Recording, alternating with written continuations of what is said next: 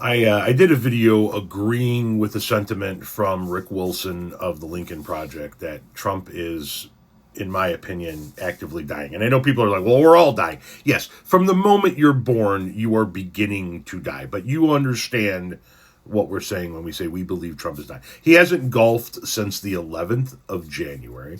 He is showing more and more physical signs of decline, more and more mental signs of decline.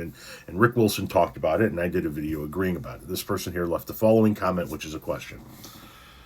I'm a Republican and curious, what would this change from both sides' perspectives? Would Dems prefer Vance over Trump or think he's better or worse than Trump? Now, you did ask for perspective from both sides, but then only asked about Democrats. So let me give you my opinion, because that's what I do. I give my opinion. I show you facts when it comes to like bills that are passed or misinformation that's being put out there. But in something like this, I'm giving you my opinion because it's all speculation. Would Vance be better than Trump? Overall, from my center-left perspective, yes. Here's why. While Vance would be worse than Trump in that Vance actually knows how government works and could probably be much more efficient at actually getting legislation passed, and legislation that would be things that were on the conservative wish list for decades, I think that he would be better than Trump in the sense that I think the chaos would calm down. We still wouldn't like his legislation. And I'm going to get to the Republican viewpoint in 1 second, from my opinion. Just give me a minute.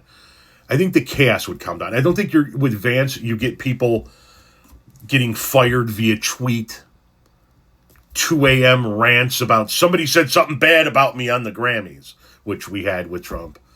Him calling people names and freaking. We probably wouldn't have tariffs being put on, off.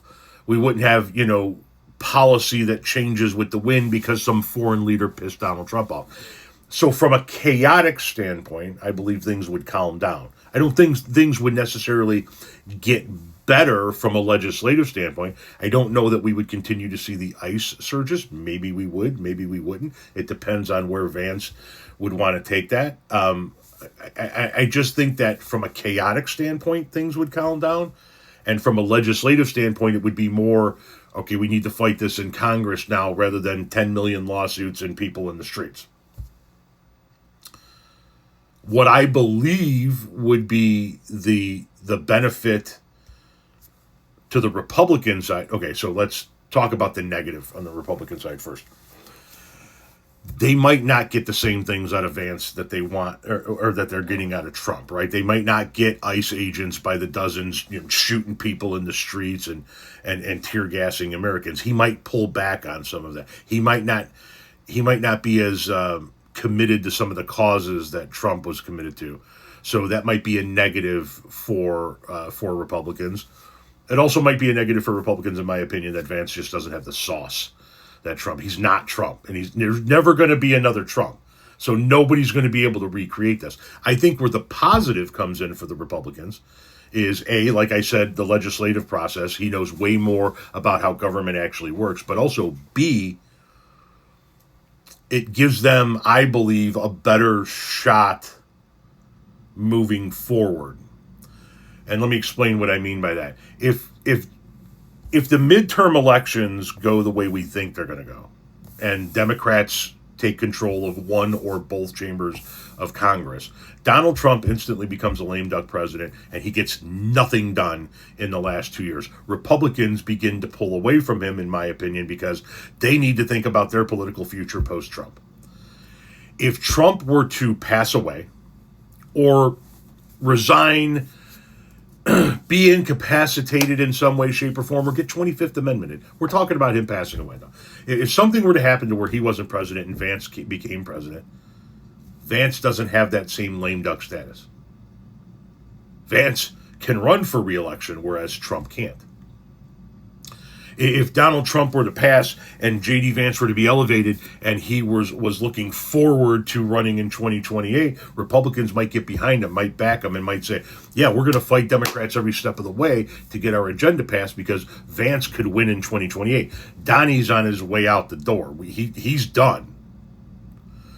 So from that perspective, I think it becomes a positive for Republicans. It gives them renewed hope and maybe a chance at legislative agendas being passed in the last 2 years of this term as they head into what would be JD Vance's first campaign for the presidency itself as the major candidate. I know he ran for president before, but so those are what I think would be the positive and negatives from both the liberal and Democratic standpoint. I think that things would just calm down from a visual standpoint.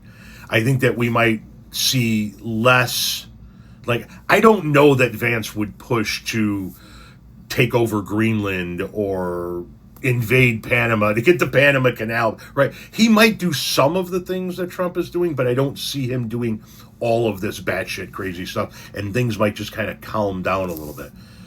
But they might get more of their Project 2025 or their next round of agenda passed because he does know the legislative process better. Trump's just an idiot throwing shit against the wall and seeing what sticks, and because he has such a stranglehold over 30% of the Republican base, nobody will challenge him because they can't afford to lose that 30%.